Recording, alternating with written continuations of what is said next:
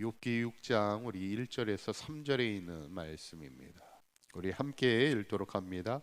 욥이 대답하여 이르되 나의 괴로움을 달아보며 나의 파멸을 저울 위에 모두 놓을 수 있다면 바다의 모래보다도 무거울 것이라. 그러므로 나의 말이 경솔하였구나. 아멘. 지난 시간에 이제 욥의 친구였던 그 엘리바스가 욥에게 위로한다고 얘기하지만 오히려 그것이 큰 상처가 되는 것을 보게 되죠. 엘리바스가 이렇게 얘기하죠. 너는 남이 힘들 때는 그렇게 잘 위로하면서 막상 너가 힘든 일을 당하니까 왜 이렇게 힘들어하냐. 그러면서 제일 가슴 아픈 이야기는 너가 고난 당하는 것은 너 죄 때문이야. 이렇게 정죄하는 듯한 이 이야기. 우리가 사람을 쉽게 판단하고 쉽게 정죄하는 말은 금물입니다. 우리가 연약한 자가 있을 때는 강하게 하고 넘어진 자가 있다면 붙들어주는 말을 할 줄 아는 그런 주님의 위로를 전할 줄 아는 그런 귀한 입술이 돼야 될 줄 믿습니다. 오늘 본문은 이제 엘리바스의 말에 욥이 답변하게 되는 이야기들인데 2절 3절에 있는 말씀 한번 읽어보도록 할까요? 시작. 나의 괴로움을 달아보며 나의 파멸을 저울 위에 모두 놓을 수 있다면 바다의 모래보다도 무거울 것이라. 그러므로 나의 말이 경솔하였구나. 이렇게 얘기해요. 나의 괴로움이 얼마나 크냐면 만약에 자신의 괴로움을 무게, 저울의 무게로 잴 수 있다면 바다의 모래보다도 무거울 거라는 거예요. 그러니까 바다의 모래가 얼마나 많습니까? 보통 이렇게 많은 걸 표현할 때 바다의 모래수와 같이 번성하겠다 이렇게 말씀하시기도 할 때 이 바다의 모래가 엄청난 무게인데 자신의 괴로움이 그렇게 무겁다는 거예요. 이 얘기를 왜 하고 있을까? 내 인생의 괴로움이 이렇게 무거운데 너가 그렇게 쉽게 나에 대해서 이렇게 판단하며 이야기할 수 있느냐? 약간 하소연을 하는 거죠.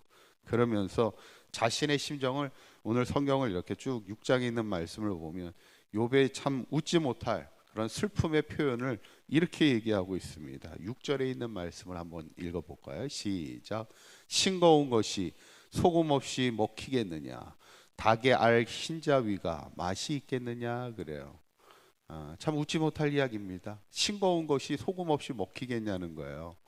그러니까 우리가 보통 여름에 콩국수 같은 걸 이렇게 먹으면 얼마나 맛있습니까? 근데 콩국수를 아무리 맛있다고 해도 소금으로 간이 안 되면요. 소금으로 간이 안 되면 그게 먹히냐는 거죠. 이게 먹히기가 쉽지 않죠. 먹는다는 거.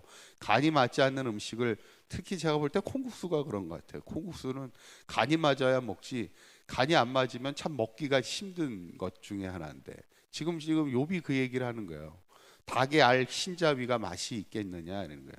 뭐 지금이야 뭐 다이어트 한다고 그 계란에 흰자만 먹는 경우도 종종 있는데 옛날에야 뭐 흰자만 먹으러 보면 좋아했습니까? 계란이 귀할 때는 진짜 노른자를 어떻게 하면 많이 먹어보려고 애썼던 그런 시절이 있는데 지금 욥이 하는 말이 뭐냐면 그 음식을 싱겁게 해서 먹는 게 그게 먹히겠느냐.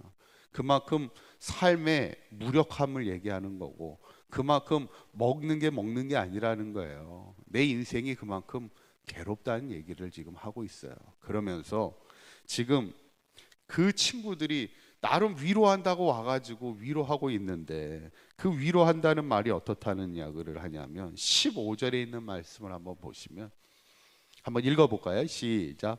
내 형제들은 개울과 같이 변덕스럽고 그들은 개울의 물살같이 지나가는다 얘기했죠.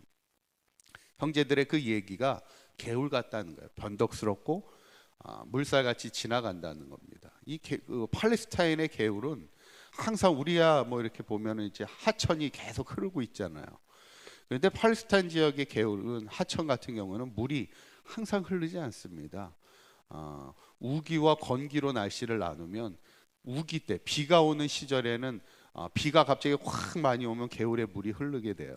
그런데 비가 오지 않는 건기에는 절대로 그 개천에 물이 흐르지 않습니다. 그냥 항상 물이 있다가도 없고 막 이래요. 그러니까 이게 뭐냐면 변덕스럽다는 거예요. 믿을 수 없는 겁니다. 그냥 무용지물이죠. 개울이 뭐 농사를 짓거나 어떤 동물들을 가축을 키우는 데 있어서 별로 이렇게 힘이 되지 않는다는 것을 얘기하는데, 지금 친구들의 말이 전혀 위로가 되지 않는다는 얘기예요. 너희들이 지금 하는 얘기가, 이거 어떻게 보면 좀 욥이 괴롭다 보니까 너가 나를 위로한다고 하는 얘기가 나에게 전혀 위로가 되지 않아, 이렇게 얘기하면서 결국에는 욥이 그 엘리바스의 이야기에 뭐라고 대답을 하냐면, 가장 중요한 대답은 10절에 있는 말씀이에요. 한번 10절에 있는 말씀 한번 읽어보도록 합니다. 시작.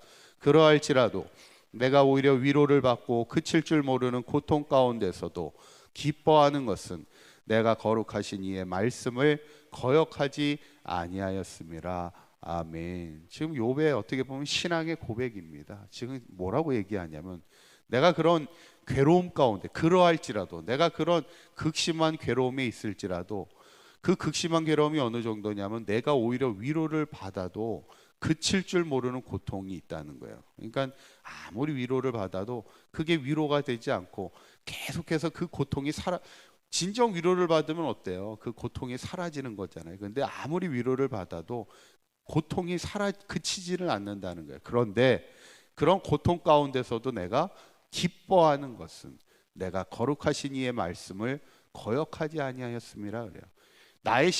너는 지금 내가 죄가 있어서 하나님 앞에 심판을 받는다 이야기하지만, 나는 그래도 지금까지 그 많은 괴로움과 고통 가운데서도 하나님 앞에 입술로 범죄하지 않고 하나님 앞에 기뻐하는 인생을 지금 살아가고 있고, 나름 하나님의 말씀을 거역하지 않고 불신앙의 신앙이 아닌 하나님을 향한 믿음 지키며 살고 있음을, 자신의 신앙을 지금 피력하고 있는 욥의 이야기를 보게 돼요. 어쩌면 이런 대화가 욥기 전체를 지금 이루고 있습니다. 그러면서 왜 하나님이 의인도 고난을 받게 되는지를 이제 풀어가고 있는 게 욥의 말씀인데, 저는 오늘 욥이 오늘 마지막 고백했던 이 10절의 말씀처럼 중요한 게 뭐냐면, 우리가 인생을 살다 보면 정말 바다의 모래보다도 무거운 큰 괴로움을 만날 때도 있고, 아무리 누군가 나에게 찾아와서 위로를 해도 그 고통이 사라지지 않는 그런 괴로움의 순간도 우리에겐 찾아올 수 있다는 거예요. 그런다 중요한 것은 오늘 욥의 고백처럼, 그럼에도 나는 하나님 앞에 기쁨으로 살아가고 있었고, 내 믿음을 지키며 하나님을 향한 불신앙에 범죄하는 일을 하지 않는 그런 신앙의 나름대로의 지조를 지켜 살아가고 있음을 고백하는 것을 보면서, 바라기는 우리 사강교회 모든 성도님들도 인생의 괴로움과 어려움의 순간이 오히려 내 믿음을 지켜야 하는 그 순간임을 늘 기억하시고, 감사를 잃어버리지 않고 기쁨을 잃어버리지 않고 믿음을 잃어버리지 않고 끝까지 믿음 지키며 승리하며 살아가는 저와 여러분들의 삶이 되시기를 주님의 이름으로 간절히 축원합니다. 기도합니다. 고맙고 감사하신 하나님, 오늘 욥은 친구의 어떤 말도 위로가 되지 않고 음식을 먹어도 그것이 무력한 괴로움의 인생을 살아가는 그 삶의 어려움 속에서도 하나님을 향한 기쁨과 감사로 모든 고난을 이겨가고 있음을 보게 됩니다. 우리 사랑하는 사강교회 모든 성도들, 때로는 인생을 살다 보면 바다의 모래보다도 무거운 인생의 괴로움을 당할 때 있을지라도 우리가 하나님 앞에 믿음 잃어버리지 않고 기쁨과 감사를 잃어버리지 아니하며 순전한 믿음의 사람으로 늘 승리하며 살아가는 우리 사강교회 모든 성도들의 삶이 되도록 인도하여 주시옵소서. 오늘 하루도 주님과 동행하는 복된 하루가 되게 하여 주시고, 특별히 오늘 수능을 시험을 보는 우리 친구들 하나님께서 간섭하여 주셔서 하나님, 저들이 정말 준비한 모든 것을 통하여 하나님 좋은 결과를 맺을 수 있도록 인도하여 주셔서 한평생 하나님의 영광을 위하여 귀하게 쓰임받는 우리의 자녀들의 인생이 될 수 있도록 축복하여 주시옵소서. 우리 주 예수 그리스도의 이름으로 기도하옵나이다. 아멘.